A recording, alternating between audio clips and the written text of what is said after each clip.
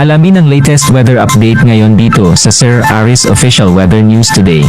Sa pinakahuling datos, nakita ang sentro na nito sa layong 280 kilometers kanluran ng Itbayat, Batanes.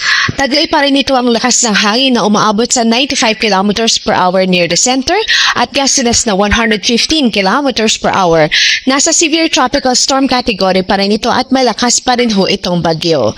Samantalang kanyang movement ay north-northeastward at 10 kilometers per hour. At kung makikita nga po natin, nasa labas po ng ating area of responsibility ang kanyang sentro.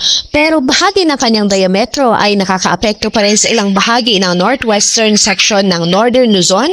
Maya-maya nga lamang ho ay iisa-isahin natin ang mga lugar kung saan ay nakataas ang ating tropical cyclone wind signal number 1. Yung trough nito ni Bagyong Uwan patuloy din nagdudulot ng maulap na papaurin at mga kalat-kalat na pagulan at pagkidlat-pagkulog sa natitirang bahagi pa ng Ilocos Region maging sa Cordillera Administrative Region.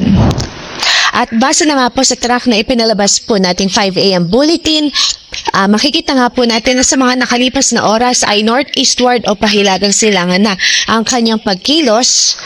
So, tinatahak pa rin ito ang pa-northeastward o pahilagang silangan na direction at most likely ngayong umaga o mamayang hapon ay pwede po itong mag-re-entry o ini-expect natin ang re-entry nito sa ating area of responsibility.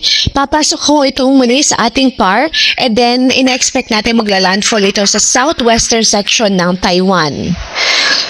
Ibig sabihin, most likely sa mga susunod na oras at susunod nating bulletin, posible po na may signal pa rin tayo o meron pa rin tayong lugar na kung saan ay may signal number 1 pa rin dahil maaari pa rin mahagip ng diametro ang ilang bahagi ng extreme northern Luzon.